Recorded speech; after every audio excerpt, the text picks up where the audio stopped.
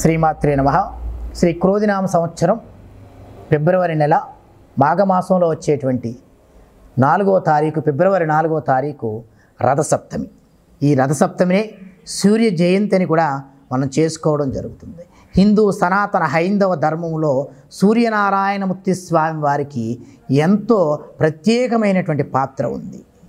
ప్రాతకాలంలో బ్రహ్మరూపమందు, మధ్యాహ్న కాలమందు మహేశ్వర రూపమందు, సాయం సంధ్యా సమయమందు విష్ణు రూపమందు దర్శనమిచ్చేటువంటి ప్రత్యక్ష నారాయణ స్వరూపమే సూర్యనారాయణమూర్తి స్వామి వారు.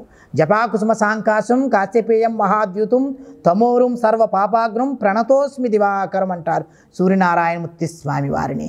స్వయం ప్రకాశితుడైనటువంటి ఛాయా ఉషా ప్రజ్ఞా సమేతమైనటువంటి సూర్యనారాయణమూర్తి స్వామి వారు చక్కగా ద్వాదశాదిత్య రూపములో అరుణారుణ కాంతులతో ఏకచక్రధారుడై అరుణోదుడై చక్కటి కాంతిని మన మీద ప్రసరించడం ద్వారా ఈ మనుష్య కోటంతా కూడా పరిపూర్ణమైన ఆరోగ్యాన్ని కలగజేసుకుని ఈరోజు మన జీవనం సాగుతుందంటే స్వామివారి ద్వారానే ఆధారపడి ఉంటుందని మన హిందూ సనాతన ధర్మాలే కాదు, కొన్ని ఆధునిక టెక్నాలజీ కూడా తెలియజేస్తుంది.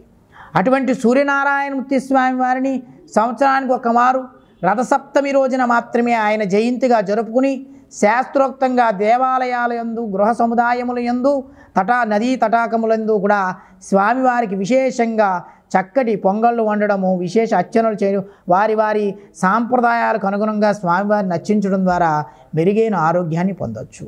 వ్యక్తిగత జాతకాలు పరిశీలించిన 27 నక్షత్రాలు ఉండడం పేదాలు ద్వాదశ రాశులను పరిశీలించిన సూర్యనారాయణమూర్తి స్వామి వారి వల్ల గ్రహాధిపత్యమైనటువంటి నవగ్రహాలకు రాజైనటువంటి సూర్యనారాయణమూర్తి స్వామి వారి వల్ల ఏదైనా ఇబ్బంది కలిగి ఉంటే ఈ రథసప్తమి రోజున చక్కటి సద్బ్రాహ్మణుడితో సూర్య నమస్కారాలు చేయించుకొని, సూర్య హోమం చేయించుకొని, సూర్యనారాయణమూర్తి స్వామి వారికి అత్యంత ప్రీతికరమైన ఆదిత్య ఉదయాన్ని పారాయణ చేసి సూర్యనారాయణమూర్తి స్వామి వారికి అనుగ్రహానికి పాత్రలు అవ్వాలి. ఆ రోజు ఆయన ప్రీత్యర్థం ఎర్రటి గోధుమలు దానం చేసిన మంచి ఆరోగ్యకరమైన ఆరోగ్యం కలుగుతుంది.